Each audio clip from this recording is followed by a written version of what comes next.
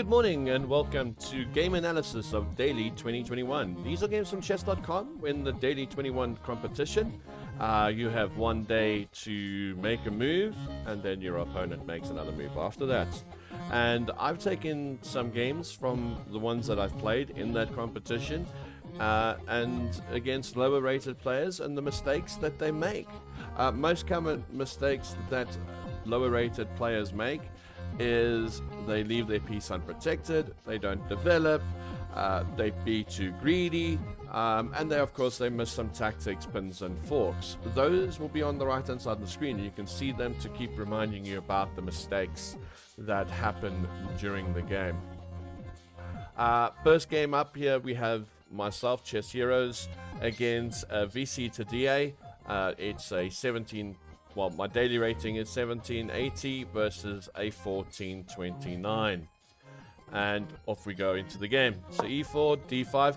So I'm not a Scandinavian person. I'm still learning the opening. But, nonetheless, we give good time to practice a new opening when you're stronger as against a weaker opponent. Takes. Knight c3. Knight f6. Bishop e2. Queen... Bishop's f5, c4, and I think this move is a little bit wrong. I don't think black should play e5 here, knowing that the normal line is sort of like c6, e6, keeping your pawn structure. But being my opponent, I decided that trying to control this area here would be most effective.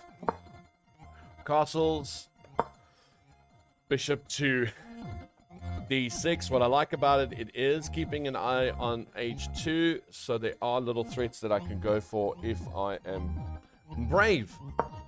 Knight c6, queen d6, queen e6 here.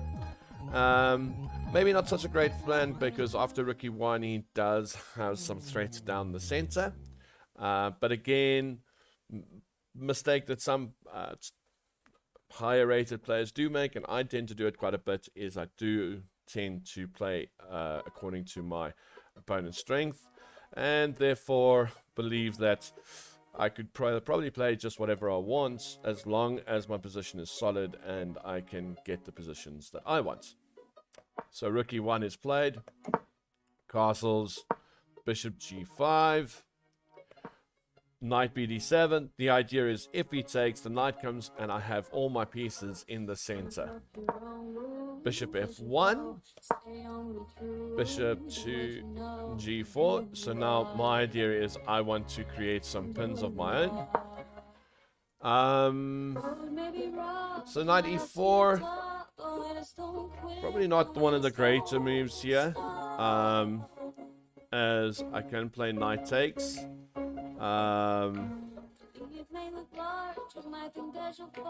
Which I think I did do in this game. No, I first chased the bishop. Okay, so what's the idea of knight takes here? So knight takes, pawn takes, we got h6. So the idea of takes, h6. Yeah, it's nothing to get excited about.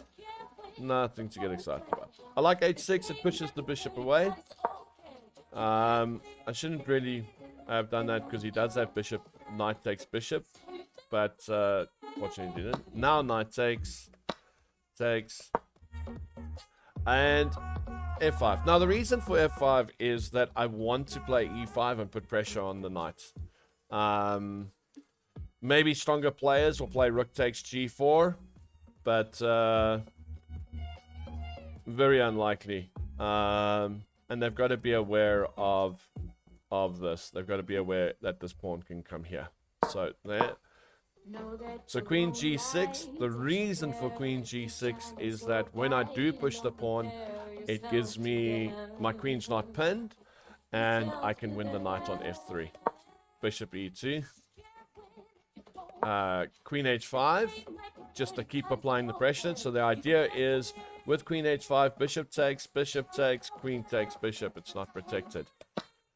And this is not a good move. This is really not a good move. Knight takes is really not a good move. in the sense of there are just too many pieces hanging here. You've got bishop takes bishop attacking the queen. If the queen takes, knight takes, and I'm a piece up.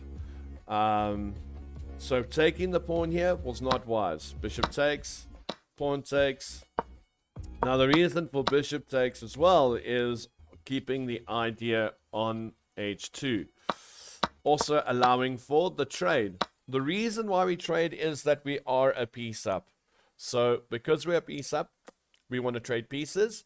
So if I can get the rook for the rook, this rook for that rook, and the queens for the queen, then this knight will just go hoppity hop around the board and go fetch the pawns.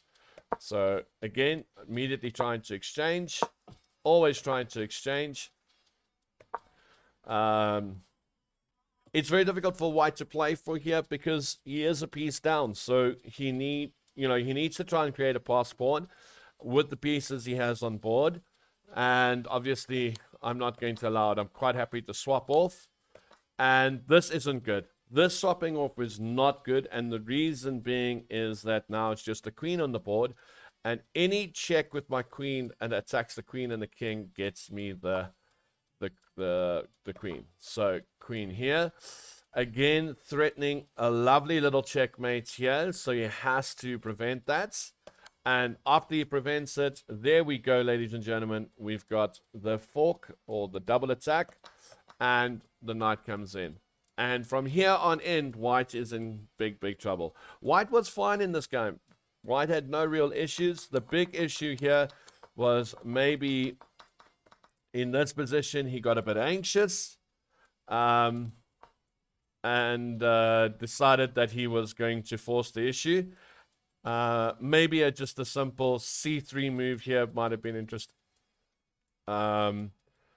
Even bishop back here is a possibility. The problem is you've got f4. So I think he saw that this bishop on h4 was a goner and tried to make the most of the position. So the big issue was bishop e2.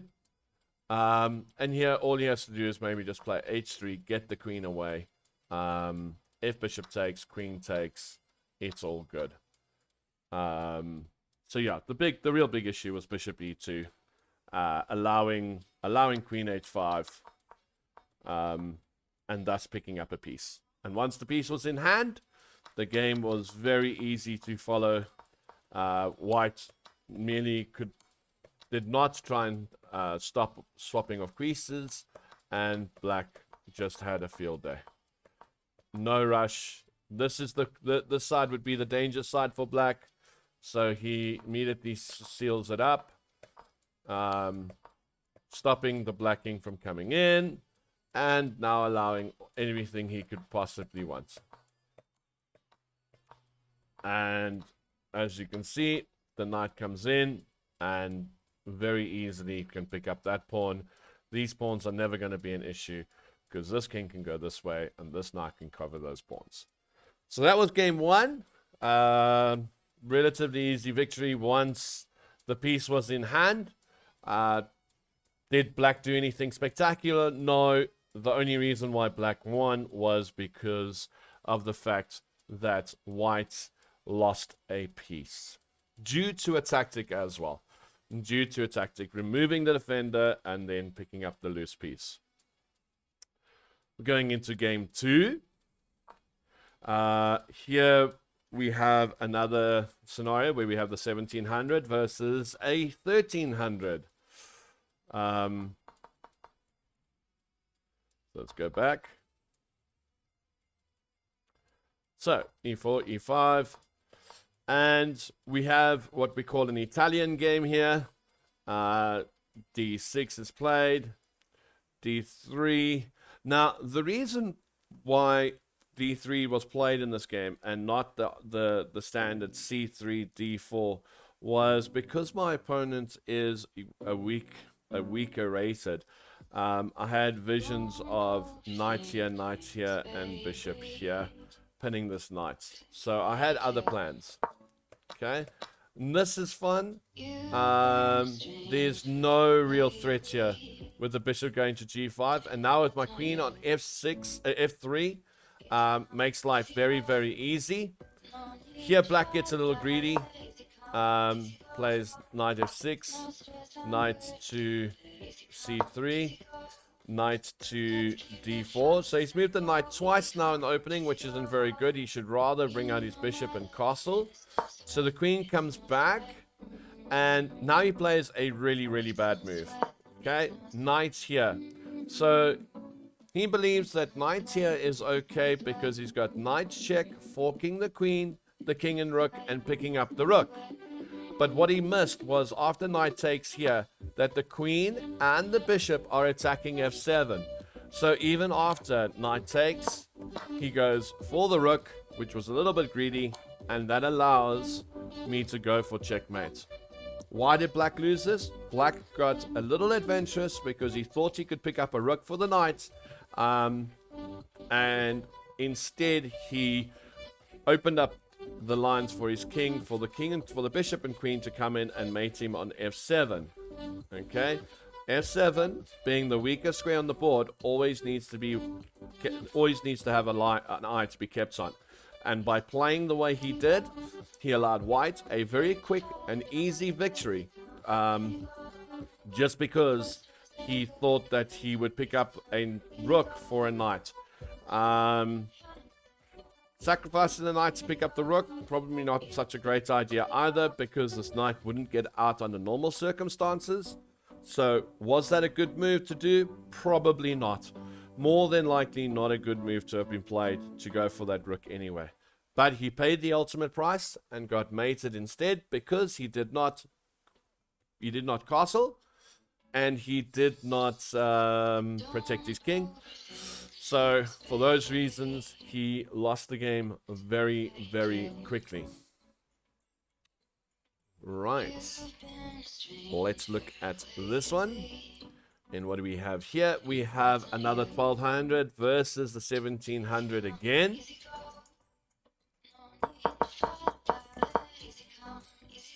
And here we have some standard moves. Okay. Good castling by whites. d3, bishop g4, and like I said before,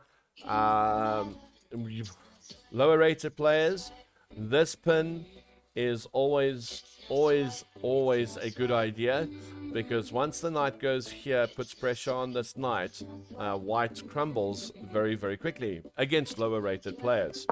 So h3, bishop h5 is fine. Pinning my knight is fine. This is why the knight comes here. So if he takes, and the knight can come here and continue with the attack.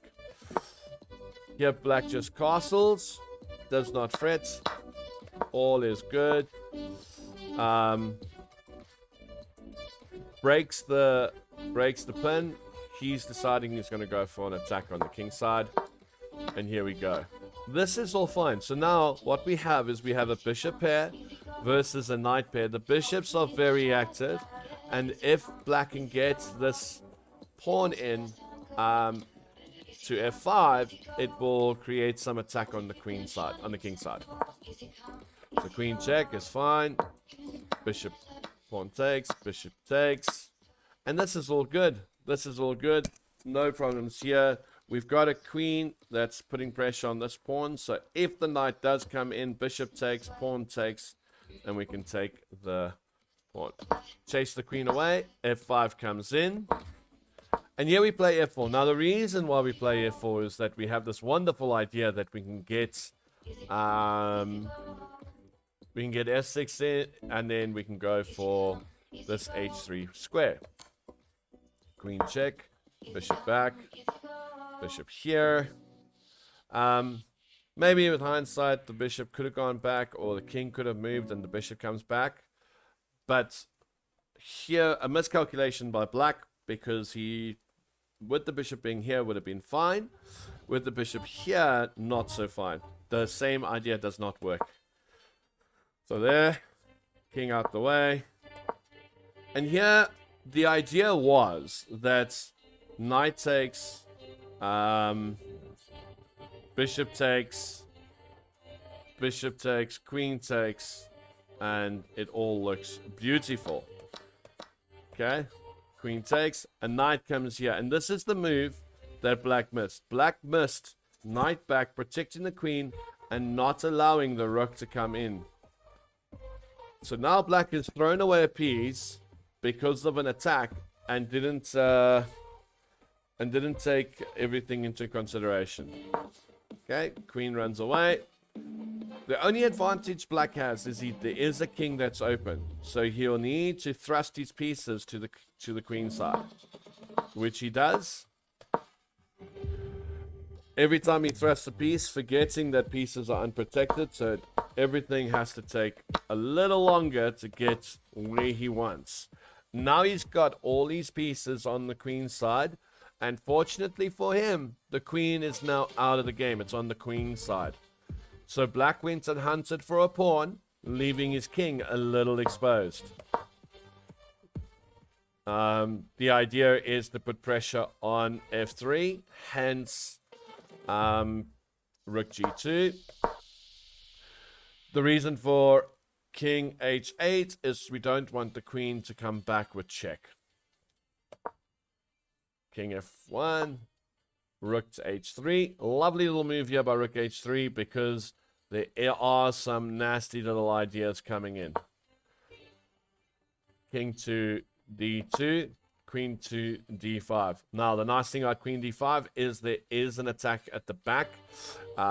If he's able to play rook h1, the queen can go to a1, and there's mate threats behind the king. So even though black is a piece down, black is pushing the position, not giving up, and making sure that anyone to make a mistake, white needs to make it. Queen a3, g5. The idea of queen g5 is that you can push the pawn to g4, open up the line. So pawn g4, pawn takes, rook, king takes, and then rook takes rook, and we pick up the rook. So we've got some pieces that are looking to be available. Queen c1, stopping the queen from coming in. g4, knight e1, and rook h2. The idea behind rook h2 is I want to push my pawn all the way through. This is not a good idea. This, to chase the queen, is not a good idea. He has missed the opportunity that if rook takes rook, king takes, he's got queen takes pawn. He's also got queen h2. So rook takes rook, queen h2, and now push the pawn. There is a better way to play. After pawn takes pawn, can play after king d1, pawn takes, and then he's got some mate threats. But the idea with this is that I want to push the pawn through and make life difficult, especially when you got moves like rook e3 check looking quite nice. So he has to protect the f2 square, which he tries by playing queen to c2. The best move is queen to e3. That protects everything. So rook takes f3.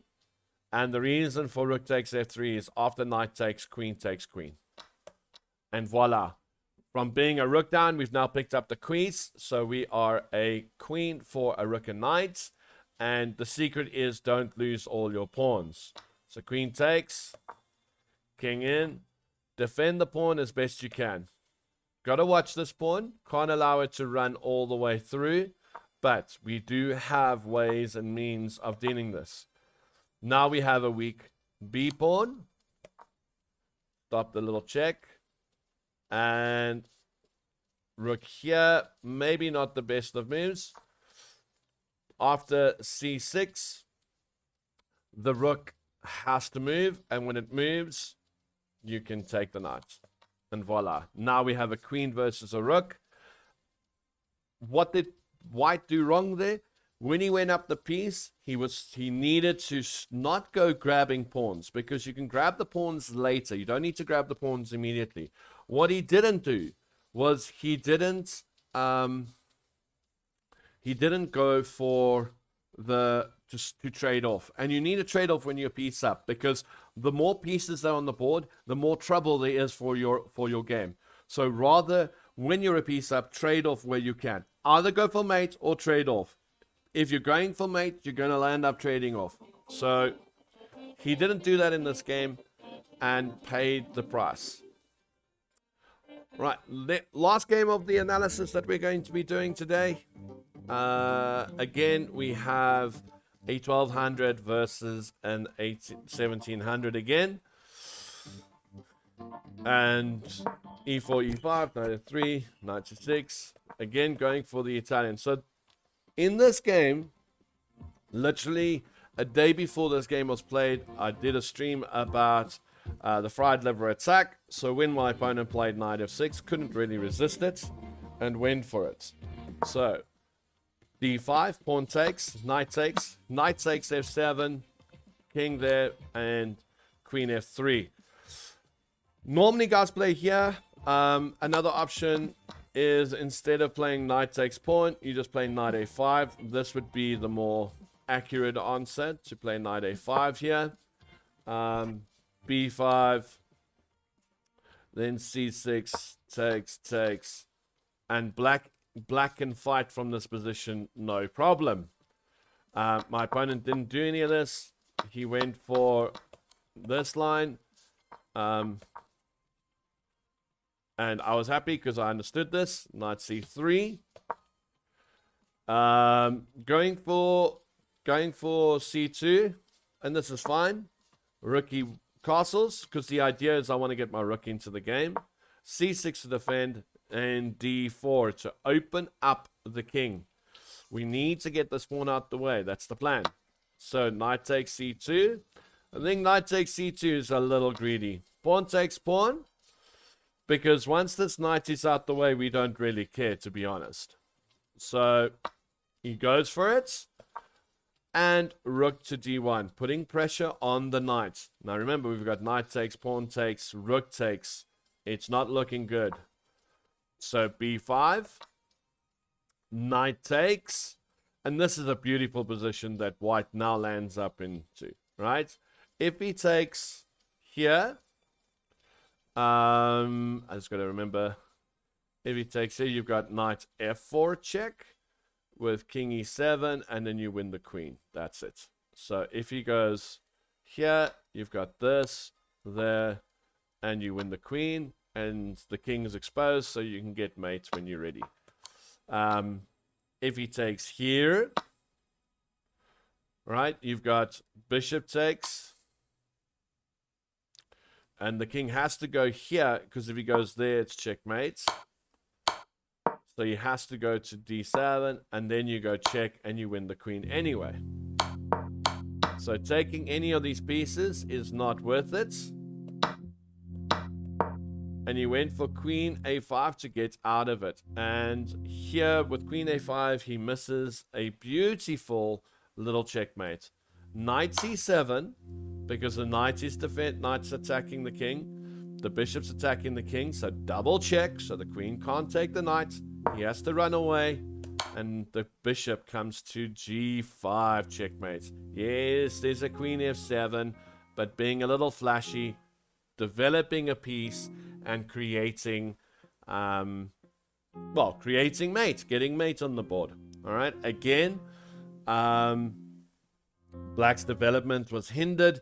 He became greedy by going for the knight, and therefore he ran into discovered attacks, discovered checks, double checks, and the king being in the center is always going to be a target. Guys, I hope that was helpful on how to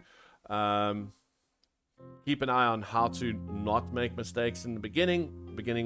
The opening is one of the few stages of the games that mistakes do happen. These mistakes happen because we don't follow the opening principles. I hope this video was helpful. Hit the subscribe button. It's free. Come back and check it out. This was part 1 of the daily 2021 games for analysis. Hope to hear from you guys soon. And if you don't catch us here on YouTube, you can catch us on our Chess Heroes Twitch page. Have a lovely day, and see you guys again soon.